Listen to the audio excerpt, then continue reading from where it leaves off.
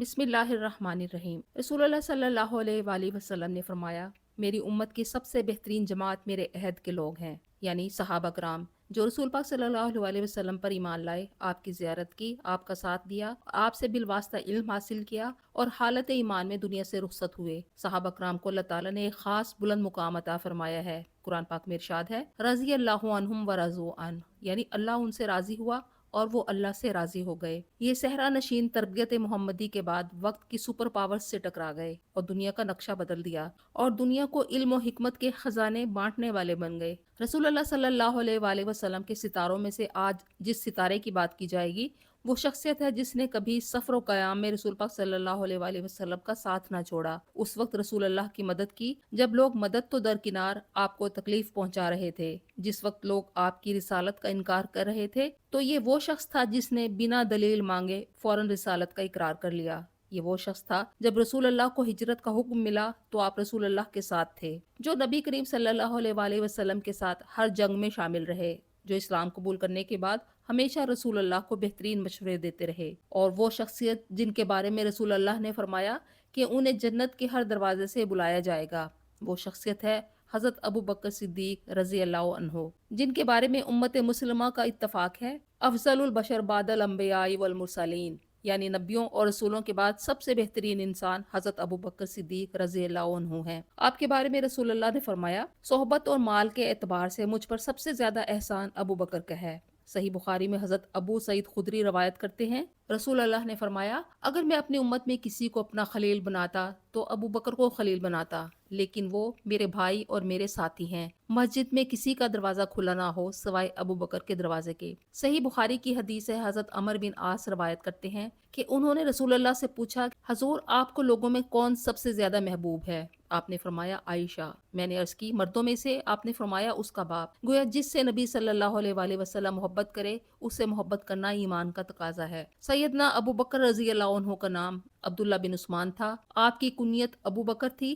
اس دور میں عرب کے بچوں کو بکر کے نام سے موسوم کرنا مروج تھا۔ آپ کے بہت سے القابات ہیں جن میں صدیق، صاحب، اتقی، اواہ یعنی نرم دل، ثانی اثنین اور یار غار شامل ہیں، جو آپ کی عظمت اور رفعت پر دلالت کرتے ہیں۔ جامع ترمذی کی روایت ہے، حضرت عائشہ رضی اللہ عنہا فرماتی ہیں کہ جب ابو بکر رسول اللہ صلی اللہ علیہ وآلہ وسلم کی خدمت میں حاضر ہوئی تو رسول اللہ نے فرمایا، تمہیں خوشخبری ہو کہ اللہ نے تمہیں جہنم کی آگ سے آزاد کر دیا ہے اور عتیق لقب دے دیا، جس کا مطلب ہے کہ جہنم سے بری ہونے کی خوشخبری دے دی گئی۔ آپ کے والد کا نام عثمان بن عامر تھا جو ابو قحافہ کہلاتے تھے، اور فتح مکہ کے بعد مسلمان ہوئے اور آپ اپنے والد کو لے کر رسول اللہ کی خدمت میں حاضر ہوئے اور انہوں نے آپ کے ہاتھ پر بیعت کی۔ والدہ کا نام سلمہ بنت سخر تھا اور کنیت ام الخیر تھی، وہ پہلے ہی اسلام لا چکی تھی۔ آپ کا نسب چھٹی پشت میں نبی کریم صلی اللہ علیہ وآلہ وسلم سے جا ملتا ہے۔ حضرت ابو بکر کا تعلق قبیلہ قریش سے تھا اور قریش کے ہی ایک قبیلے بنو تمیم سے جا ملتا ہے۔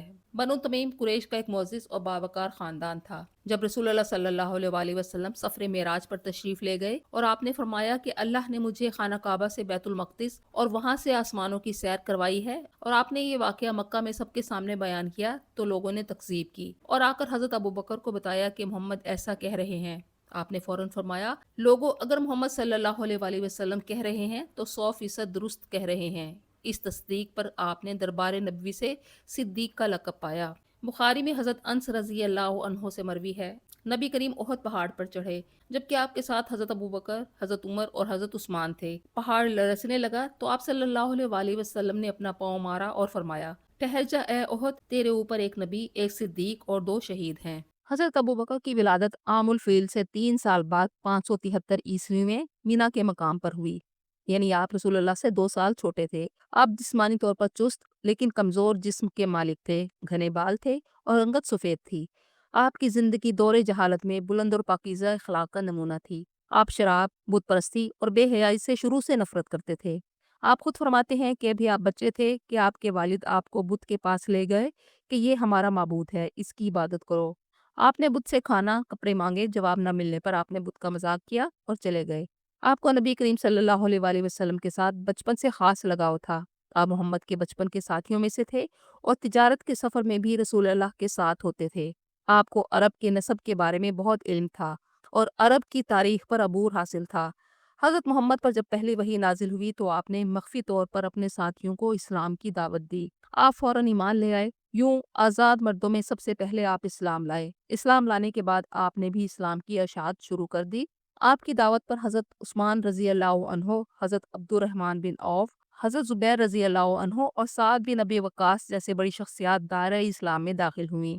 رسول پاک صلی اللہ علیہ وآلہ وسلم نے 13 سال تک مکہ میں دعوت و تبلیغ کا سلسلہ جاری رکھا۔ اس دوران کفار مکہ نے نبی کریم اور کمزور مسلمانوں پر بے انتہا ظلم کیے۔ اس دوران حضرت ابوبکر صدیق رضی اللہ عنہ نے جان، مال، رائے اور مشوروں سے رسول اللہ کی مدد کی۔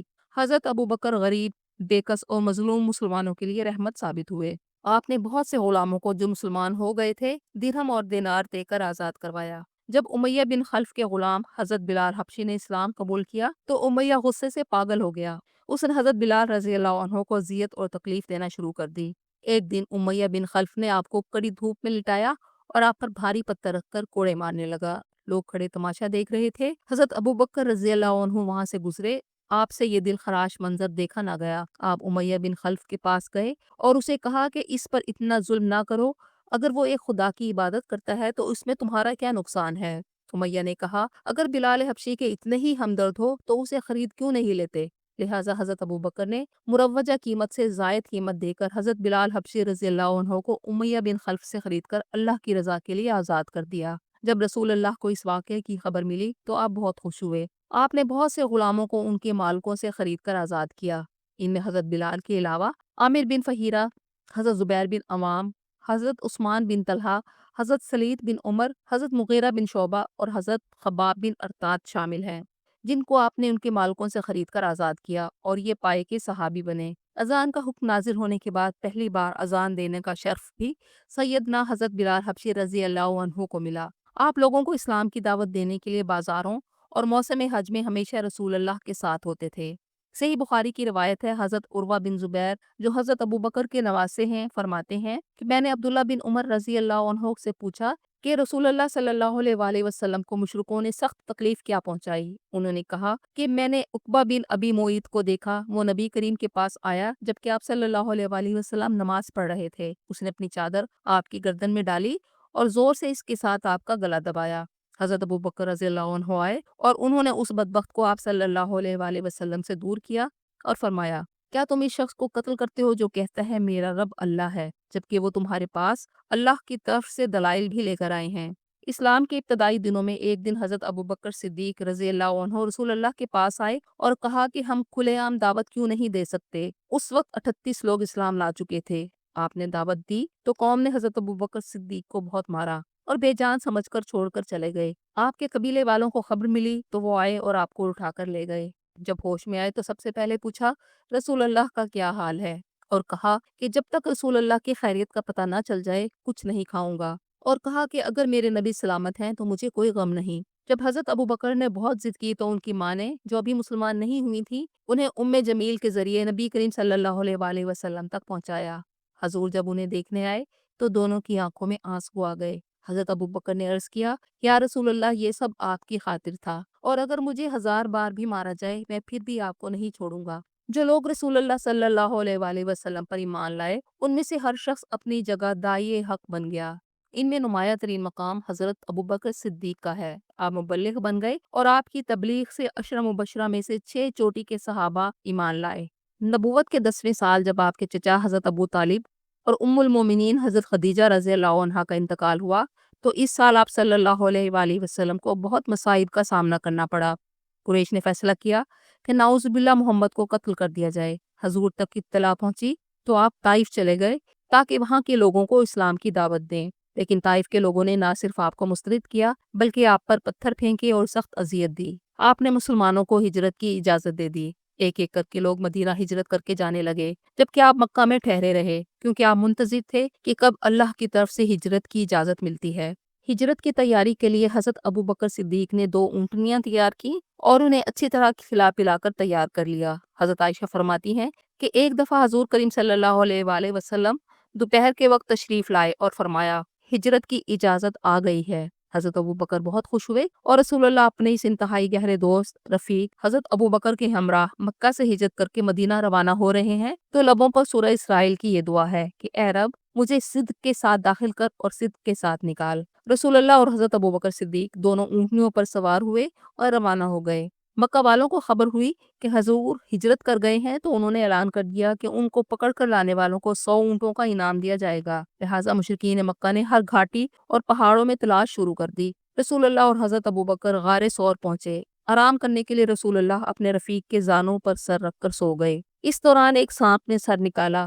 حضرت ابو بکر نے اپنی جان کو خطرے میں ڈال کر اس پر اپنا پاؤں رکھ دیا۔ سانپ نے آپ کو کاٹ لیا اور درد کی شدت سے حضرت ابو بکر کی آنکھوں سے آنسو جاری ہو گئے۔ آنسو کا ایک قطرہ رسول اللہ کے چہرہ انور پر پڑا۔ آپ بیدار ہو گئے۔ حضور نے اس وقت جہاں سانپ نے کاٹا تھا اپنا لعاب دہن لگایا تو کچھ ہی لمحوں میں زہر کا اثر ختم ہو گیا۔ مشرکین تلاش کرتے ہوئے غار ثور تک پہنچ گئے۔ حضرت ابو بکر نے ان کے آنے کی آواز سنی تو گھبرا گئے۔ آپ اپنے لیے نہیں بلکہ رسول اللہ کے لیے پریشان تھے اور عرض کیا حضور اگر ان میں سے کسی نے غیر ارادی طور پر بھی اپنے قدموں کی طرف نظر ڈال لی تو ہم پکڑ لیے جائیں گے۔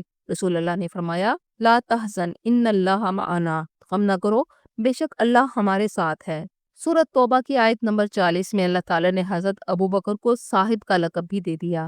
حضرت عمر رضی اللہ عنہ فرماتے تھے کہ اگر حضرت ابو بکر میری تمام زندگی کی نیکیاں لے کر وہ ایک رات مجھے دے دیں تو میں اس سودے کے لیے تیار ہوں۔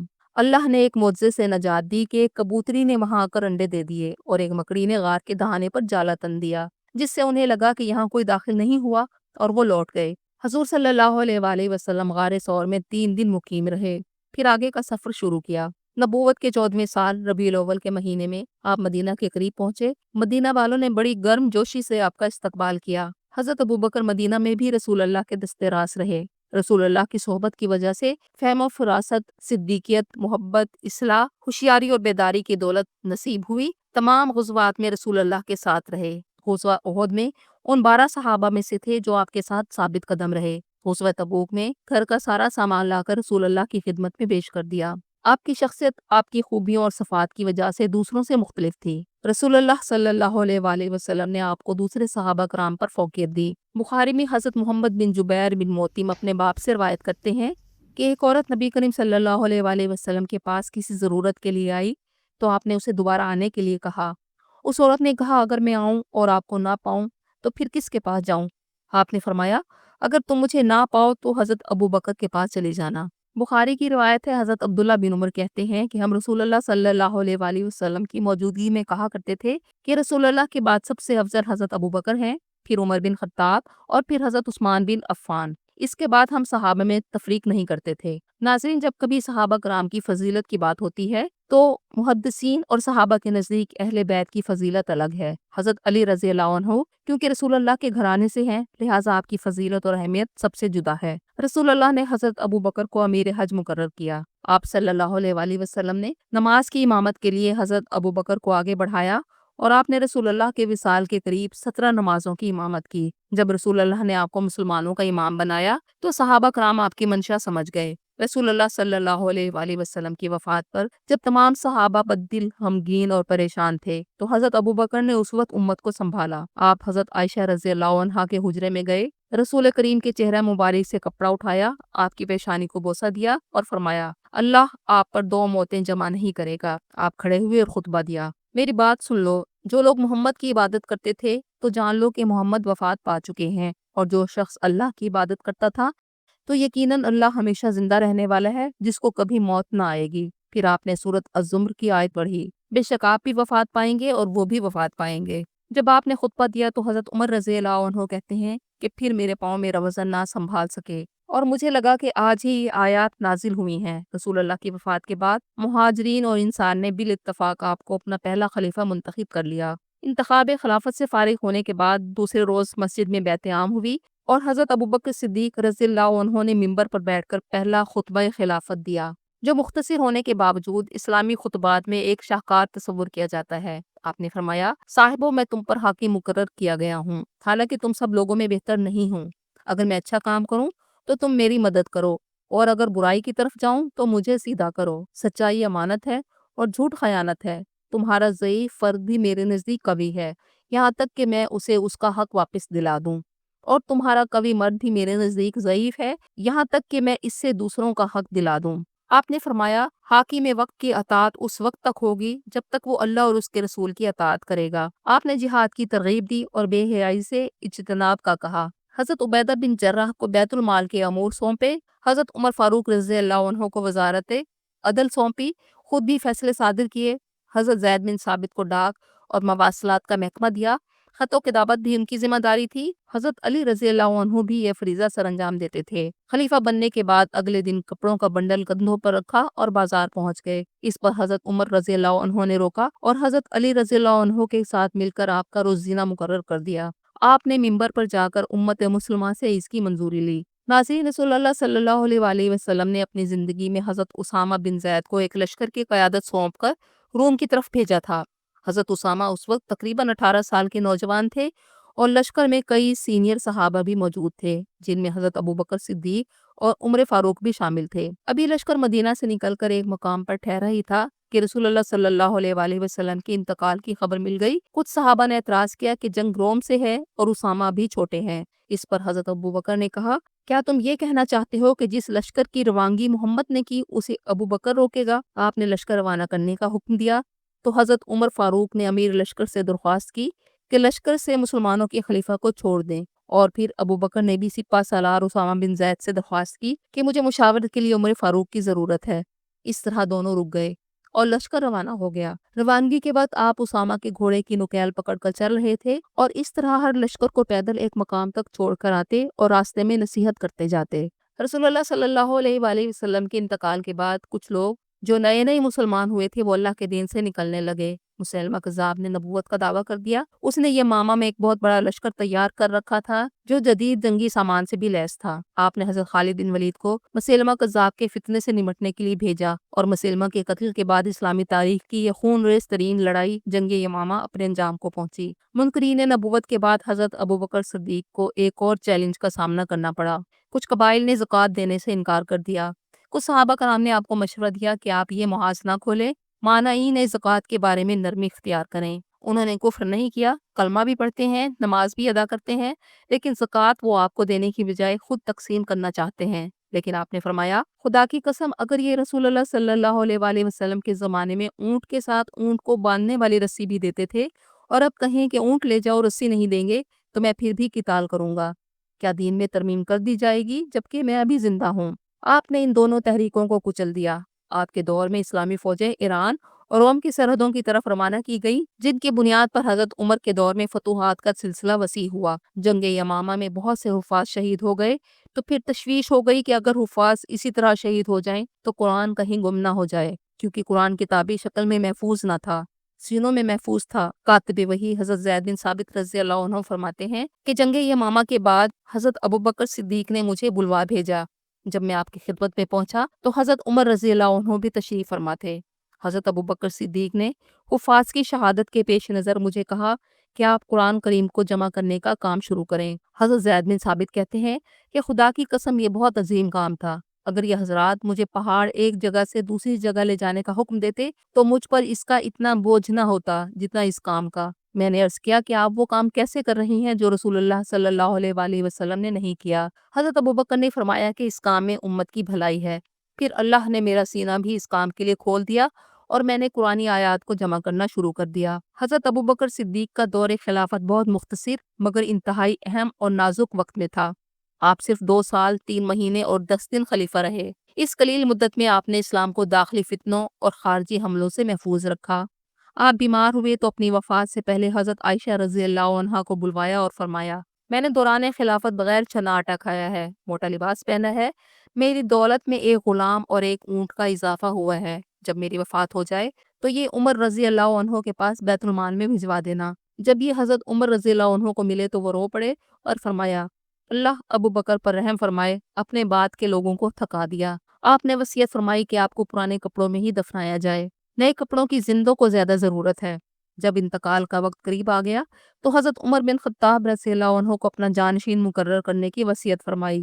یہ وصیت تحریری طور پر لکھی اور مسلمانوں کے سامنے اس کا اعلان کروایا، جسے سب نے قبول کیا۔ آپ 22 جمادی الثانی 13 ہجری کو تقریباً 63 برس کی عمر میں مدینہ منورہ میں وفات پا گئے۔ آپ کی تدفین رسول اللہ صلی اللہ علیہ وآلہ وسلم کے پہلو مبارک میں کی گئی۔ اللہ نے آپ کو آپ کے ساتھی محمد رسول اللہ جتنی عمر عطا کی۔